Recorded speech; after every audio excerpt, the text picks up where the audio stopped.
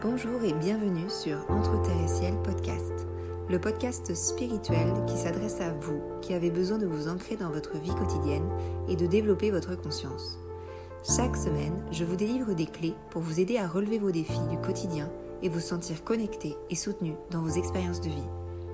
Je suis Adélia, je suis guide holistique, enseignante en développement personnel et spirituel, clairvoyante et médium, et je vous accompagne à travers mes pratiques telles que le développement de l'intuition et des perceptions subtiles, l'énergétique, la cartomancie, l'astrologie et le développement de la conscience afin de vous aligner dans votre vie et d'en faire une expérience vertueuse et pleine de sens.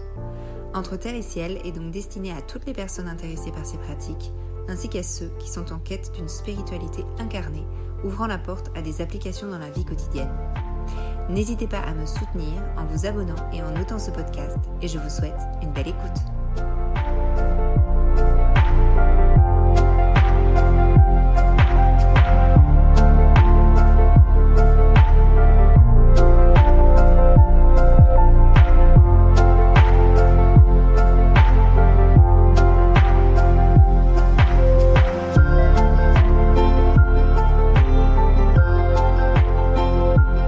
Bonjour à toutes et à tous et merci d'être avec moi pour ce 21e épisode de Entre Terre et Ciel podcast. Je suis très heureuse d'être avec vous et aujourd'hui nous allons parler de mental, de pourquoi en fait c'est si puissant d'apaiser le mental, de comment l'apaiser aussi. Alors la première chose que je voulais vous partager, c'est que c'est normal d'avoir un mental qui va à 2000 à l'heure. Vous n'êtes pas seul, il y en a plein, moi aussi. Le mental, c'est quelque chose qui est surdéveloppé dans nos sociétés, comme si tout passait par là en premier. Je pense que finalement le « je pense donc je suis » a finalement fait pas tant bien que ça à l'être humain, car c'est comme si on s'était déconnecté du reste et qu'on était juste des cerveaux sur pattes, alors que finalement nous ne sommes pas juste des cerveaux sur pattes, donc c'est-à-dire qu'on n'a pas juste un corps qui sert à déplacer notre cerveau. Cette notion-là m'a fait prendre conscience aussi de ça, c'est-à-dire que on a aussi plein d'autres choses qui nous constituent et pas uniquement notre mental. Et on a tendance à penser, puisque notre mental est surpuissant, c'est-à-dire qu'il va toujours occuper l'espace, occuper le temps, ce qui fait que finalement c'est aussi pour ça qu'on n'est jamais dans notre instant présent, puisqu'on est toujours dans nos pensées, qu'elles soient reliées au passé, au futur, au présent, à notre anxiété, à notre contrôle, à tout ce que vous voulez. Et finalement notre mental qui tourne en rond, en boucle, sur des problèmes récurrents qui n'existent pas dans la réalité, mais qui sont uniquement des projections, eh bien c'est des choses que en tant qu'être humain on sait faire vraiment très très bien. Alors ça, c'était la première introduction que je voulais vous partager. Ensuite, l'autre chose que je voulais aussi vous partager, c'est que, en fait, le rôle du mental, dans son rôle, on va dire, normal et équilibré, c'est juste notre processeur. Donc, en fait, c'est comme notre ordinateur de bord, et que c'est lui, en fait, qui est là pour traduire les informations, pour nous apporter des messages, pour les comprendre, pour résoudre des problématiques et pour les matérialiser sous forme d'actions après. Et là, les actions, c'est bien notre corps qui va prendre les actions nécessaires dans notre vie pour pouvoir justement répondre à ces problématiques ou à ces traductions du mental. Donc en fait, le mental, normalement, il n'est pas là au sommet de la pyramide. En fait, il fait partie du lien entre le corps et le reste. Ce qu'il est aussi important de voir et de comprendre, c'est que au fur et à mesure de la toute-puissance du mental, eh bien, on s'est déconnecté de notre corps. J'en parlais la semaine dernière avec l'épisode sur les émotions. On essaye tout le temps avec notre mental de résoudre cette problématique émotionnelle, alors que cette problématique émotionnelle n'a pas à être résolue par le mental, elle a juste à être vécue. Et comme on s'est coupé de nos sensations, de nos émotions, de ce qui vit à l'intérieur de nous et de notre corps, pas forcément à l'intérieur de notre tête, et bien du coup, on l'a remplacé par le mental qui veut dominer, qui veut trouver la solution. Alors ça part entre guillemets d'une bonne intention, c'est comme si notre mental il était aussi là pour nous protéger, pour notre survie, pour nous éviter la souffrance, pour trouver des solutions, etc. Mais en fait quand il va surpasser son rôle, au final, il nous aide plus. Donc ça c'est aussi intéressant de le noter. Autre notion que je voulais vous partager, c'est que les recherches actuelles, en fait, elles montrent, et ça c'est une information qui, moi, m'a permis aussi de comprendre que finalement, le mental n'était pas tout puissant. Ce qu'il faut savoir, c'est que dans les dernières recherches, on montre que 80% de l'information que nous allons capter dans notre environnement provient de récepteurs qui sont placés sur notre corps et qui ne sont pas placés au niveau de notre tête, notre vision ou de choses comme ça. Donc ça, c'est très important de le noter parce que en fait, ça nous rappelle que notre corps est fait aussi de plein de récepteurs et c'est d'abord lui qui va capter des sensations, des choses de l'environnement qui ensuite vont remonter jusqu'au cerveau. Donc ça, c'est intéressant de le noter parce que ça nous permet de redistribuer l'énergie tout de suite et de nous dire « Ok, peut-être que l'énergie a besoin de redescendre dans le corps ». Et effectivement, c'est principalement, je travaille beaucoup avec les gens sur effectivement l'énergie qui est trop située dans la zone mentale. Et quand je travaille sur ça, je vais redistribuer l'énergie au niveau du corps et au niveau de la racine, au niveau de l'enracinement, etc. Parce que sinon, le mental, en fait, va essayer de résoudre des problèmes qu'il ne peut pas résoudre. Il ne peut pas ressentir une émotion, le mental. C'est pas possible, il n'est pas fait pour ça. Pour revenir sur l'exemple de la semaine dernière. Donc, pareil, il ne peut pas ressentir une intuition. Vos intuitions ne proviennent pas de votre mental, elles proviennent d'ailleurs. Le mental est là ensuite pour traiter l'information et décoder le message. Mais en fait, c'est juste un décodeur. C'est-à-dire que la sensation d'intuition ou d'instinct, si vous avez des instincts, elles se situent dans votre corps, dans d'autres dimensions que la sphère mentale. Et ça, c'est intéressant de le noter parce que ça nous apaise aussi, ça nous permet de nous dire « Ok, il faut que je redistribue l'énergie quand je suis trop dans ma tête ». Alors, il est évident que ça marche beaucoup plus vite quand on fait une séance, puisque je vous redistribue directement l'énergie et on travaille ensemble pour que justement tout se répartisse, puis on travaille justement sur le pourquoi finalement vous êtes structuré comme ça, parce qu'il y a toujours des pourquoi derrière. Et quand on travaille sur le pourquoi on a structuré comme ça, eh bien finalement ce sont des choses qui finissent par se dissoudre, parce que quand on n'enlève pas le pourquoi, eh ben ça revient, ce sont des patterns, des schémas qui reviennent. Ou alors il va falloir vraiment travailler, expérimenter, etc. Bon, je vais quand même vous donner des exercices si vous le souhaitez dans cet épisode pour que vous puissiez commencer le travail. Mais voilà, effectivement, avec une séance, ça va plus vite, ça va plus loin, puisqu'on va directement à la source de l'origine du problème. Alors, souvent, on dit que pour essayer de calmer le mental, il faut méditer. Alors, oui et non. Oui, pour certaines personnes, parce qu'effectivement, il y a plein de personnes que ça va aider de méditer, qui sont faits pour ça et qui vont vraiment pouvoir le faire. Et puis, il y a des personnes qui vont se structurer d'une manière où c'est très compliqué pour elles de méditer. Ça va faire même l'effet inverse, c'est-à-dire que le mental va revenir encore plus au galop. Et finalement, c'est pas fait pour tout le monde, la méditation, au départ, on va dire, dans un point de départ. Après, il y a forcément des choses que vous allez découvrir à travers la méditation qui sont bonnes pour vous. Mais on va dire que ça va dépendre de la manière dont vraiment vous structurez votre énergie, votre mental, etc. Donc oui, la méditation, c'est une bonne chose à faire. Si ça vous panique, parce qu'il y a des gens que ça angoisse et que ça panique de faire de la méditation, c'est que c'est peut-être pas fait pour vous. Surtout si vous essayez et que c'est toujours la même chose et qu'il n'y a pas d'avancée. À ce moment-là, peut-être que vous avez besoin de faire autre chose, de prendre le problème d'un autre angle pour aller venir essayer d'abaisser cette énergie au niveau de votre mental. Donc la méditation, oui, dans certains cas, non dans d'autres cas. Pourquoi est-ce que, en fait, calmer le mental, ça permet de redistribuer l'énergie ? Eh bien, en fait, c'est comme si votre mental, il est toujours en on. Comme si vous aviez ce processeur de votre ordinateur qui était toujours en train de réfléchir, de chercher. Donc, comme si vous étiez sur Google et que vous étiez toujours en train de chercher des choses et que c'est jamais au repos. Donc, cette énergie-là, elle est comme dans une turbine et elle est toujours en train d'être activée. Quand vous redistribuez l'énergie, vous permettez à ce mental d'être parfois en repos. Donc, c'est-à-dire que la page Google est ouverte, mais vous ne lancez pas une recherche, en fait. Ça va permettre, quand on redistribue cette énergie, quand on la répartit, en fait, dans les autres espaces, eh bien, ça permet à ce que tout ce qui était avant occupé par le mental, comme si ça se rétractait, l'énergie se rétractait, et les espaces qui étaient occupés par le mental, finalement, peuvent être occupés par une autre forme d'énergie. Je vous reprends l'exemple de l'émotion.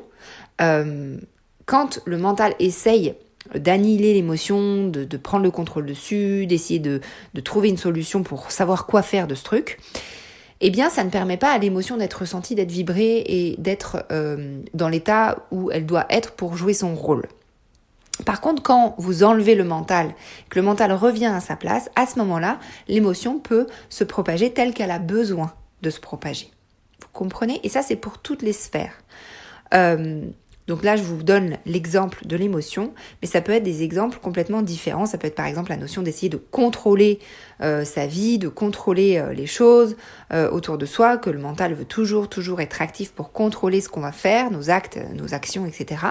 Si l'énergie du mental est répartie et que du coup elle se rétracte, et bien du coup, il y a une autre énergie qui peut rentrer là où elle doit rentrer. Et ça peut être aussi bien notre énergie que l'énergie, entre guillemets, l'énergie de l'univers, l'énergie qui est autour de vous. Donc ça veut dire par exemple dans l'exemple du contrôle, si vous n'êtes plus en train de propager cette énergie-là au niveau de votre mental, et qu'elle se rétracte, il y a une autre forme d'énergie qui va pouvoir vous apporter des solutions, tout simplement, qui peuvent venir d'endroits que vous ne connaissez pas, qui peuvent venir de vous-même, des idées que vous avez, des intuitions, de vos instincts, etc.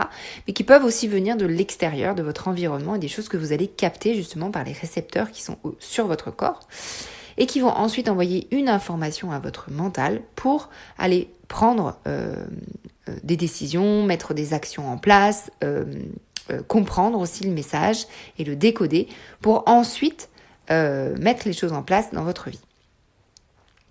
Ça, c'est vraiment assez intéressant d'en prendre conscience. Donc, ce qu'il est important de comprendre aussi, je vous ai dit, le mental n'est pas au sommet de la pyramide. On a l'impression qu'il est au sommet de la pyramide, qu'il faut être le plus intelligent, qu'il faut être le plus, etc., etc. En fait, le mental, il ne peut pas vivre sans le reste, c'est-à-dire sans votre corps et le reste. Et c'est inversement, c'est-à-dire que le corps et le reste ne peuvent pas vivre sans votre mental. Donc en fait, c'est comme si chacun avait une place particulière et il n'y en a pas une qui est au-dessus de l'autre. Alors, je vais vous donner quelques exercices que vous pouvez faire pendant plusieurs jours. C'est mieux si vous les faites pendant plusieurs jours, parce que si vous les faites que pendant une journée, vous n'allez peut-être pas l'intégrer de manière assez puissante. Donc en fait, les exercices que je vais vous proposer, c'est pour essayer de prendre conscience de la manière dont votre mental s'organise chez vous et essayer de redistribuer l'énergie comme vous le pouvez à chaque instant. Alors, la première chose que vous pouvez faire, c'est d'essayer de prendre conscience de quand est-ce que votre mental s'active énormément. Est-ce que c'est le soir avant de vous endormir? Est-ce que c'est quand vous êtes stressé? Est-ce que c'est tout le temps? Est-ce que c'est parce que vous avez une charge mentale énorme et que vous ne voulez pas oublier certaines choses, etc., etc. Donc, essayez de voir quand votre mental s'active énormément dans la journée. Ça peut être le matin au réveil parce que, je sais pas, vous avez plein de choses à faire dans votre journée. Ça peut être quand vous êtes dans les transports. Voilà, essayez de trouver les moments où ça s'active le plus. Ou peut-être même quand vous êtes sur votre tapis de méditation. C'est là où ça s'active le plus. Parfois, c'est là. Une fois que vous avez répondu à ce quand, essayez de savoir quelles sont ces pensées. Est-ce que ce sont des pensées de choses à faire? Est-ce que ce sont des pensées de jugement sur vous, sur les autres? Est-ce que ce sont des pensées de peur, d'angoisse, d'émotion? Est-ce que ce sont des pensées pour que vous ressassez votre vie, vous ressassez les événements de votre journée d'hier, etc. Est-ce que c'est des choses pour prévoir le futur? Donc prévoir un futur, par exemple, il faut que je fasse à manger ce soir, il faut que j'aille faire les courses, il faut que j'aille chercher mes enfants à l'école, etc. Quelle heure il est, blablabla. Est-ce que ce sont ce genre de choses ou est-ce que c'est même des projections sur le futur, on va dire, oh là là, est-ce que je vais avoir assez d'argent pour finir le mois, mais où est-ce qu'on va partir en vacances, etc., etc. Donc essayez de noter tout ça. Donc vous allez faire en fait un bilan de quand et qu'est-ce que c'est. Une fois que vous avez fait ça, donc il faut le faire sur plusieurs jours pour que vous ayez vraiment conscience de vos patterns en fait, de ce qui se met en place chez vous. Une fois que vous avez fait ça, et que vous avez fait cet exercice pendant plusieurs jours, la deuxième étape, c'est d'essayer, donc une fois que vous êtes observé, c'est d'essayer de ramener l'énergie, quand vous en prenez conscience, que vous voyez que vous êtes à fond dans vos pensées, de ramener votre énergie dans votre corps. C'est-à-dire, imaginons, j'ai des pensées d'angoisse parce que je ne sais pas comment je vais finir le mois. Eh bien, on va essayer de ramener la conscience dans le corps et de se dire comment je me sens quand j'angoisse à propos de ça. Où est-ce que c'est dans mon corps? Est-ce que je sens quelque chose qui vibre dans mon estomac? Est-ce que je sens que ça se contracte dans mon ventre? Etc., etc. Essayez de sentir au niveau de votre corps. Ça peut être aussi quand vous levez le matin et que vous avez une liste de choses à faire et que votre mental va à 2000 à l'heure. Comment vous vous sentez dans vos jambes? Est-ce que vous avez envie d'aller partout? Est-ce que vous allez faire plein de choses en même temps? Voilà. Qu'est-ce qui se passe quand ces pensées sont là? Et est-ce que vous pouvez vous ramener dans votre corps pour savoir les sensations qui vous traversent? Et essayez consciemment de ramener l'énergie dans votre corps. Donc essayez déjà de savoir si vous pouvez résoudre la problématique maintenant, parce que c'est possible. Ah bah je dois aller chercher mes enfants à l'école, bon bah ok j'y vais. On est d'accord. Mais peut-être que souvent, en fait, vous ne pouvez pas résoudre cette problématique. C'est peut-être, il faut absolument que je pense à aller appeler le médecin à telle heure. Ok, bah peut-être que je vais utiliser mon téléphone pour mettre un rappel et me dire qu'à telle heure, je dois appeler le médecin, plutôt que de me mettre ça dans la tête et d'y penser toute la journée pour pas oublier. Essayez vraiment de trouver s'il y a une solution possible, et s'il n'y en a pas, essayez de ramener tout dans votre corps pour essayer de savoir comment vous vous sentez. Ça va être une deuxième étape que vous pouvez mettre en place quand vous avez notifié. Donc, si c'est des actions concrètes que vous pouvez faire, vous les faites tout de suite. Si vous ne pouvez pas les faire tout de suite, peut-être c'est la solution de mettre un rappel, de mettre un pense-bête, de ce genre de choses. Et puis ensuite, si ce sont des pensées d'angoisse, etc., essayez juste de ramener dans le corps pour essayer de ressentir ce qui se passe. Ça, c'est des premières étapes que vous pouvez mettre en place. Et plus vous allez faire ça, peut-être que plus vous allez décharger en énergie votre mental et le ramener dans quelque chose de concret, dans quelque chose de matériel. Parce que le problème avec le mental, c'est que c'est immatériel. Ce sont des pensées, c'est de l'énergie. Et en fait, cette énergie-là, normalement, elle est faite pour être mise en action. Mais des fois, et souvent, elle ne l'est pas. Et c'est pour ça que ça stagne et que ça s'entraîne tout seul. Voilà ce que je voulais vous partager pour aujourd'hui. Donc, j'espère que les exercices vous aideront. N'hésitez pas à les mettre en place longtemps dans votre vie pour que vous puissiez voir concrètement s'il y a des avancées et si justement vous vous sentez un peu mieux dans votre zone mentale. Avant de vous quitter, je vous rappelle qu'à partir du 1er novembre, je vous offre un défi gratuit de 15 jours pour vous libérer et vous accomplir dans l'abondance afin de manifester la vie qui vous correspond.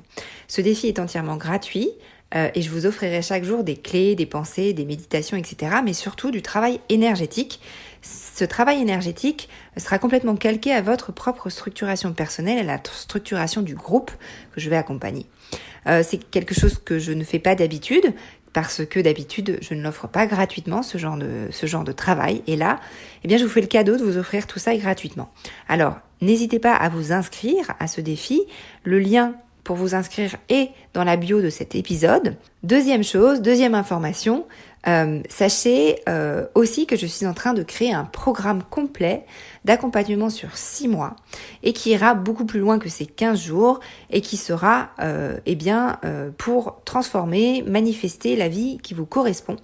Et dans ce programme, il y aura plein de modules différents.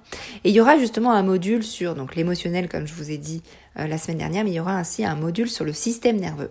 Et on ira regarder un petit peu justement toutes ces pensées, à quoi elles servent, etc. Donc si jamais vous voulez aussi vous inscrire à ce programme, je vous propose de vous inscrire à ma newsletter puisque vous aurez les infos dans la newsletter. Et vous pouvez aussi bien sûr venir m'en parler par email ou sur mes réseaux sociaux avec grand plaisir. Voilà, je vais m'arrêter là pour aujourd'hui. J'espère que cet épisode vous a été utile, que vous allez en apprendre plus sur votre mental justement au gré de ces exercices. Je vous remercie pour votre écoute. N'hésitez pas à noter ou à laisser un avis sur ce podcast ou à le partager autour de vous. Je vous dis à la semaine prochaine pour le 22e épisode et nous parlerons dans cet épisode des différentes facettes du travail sur soi. Voilà, je vous dis à la semaine prochaine.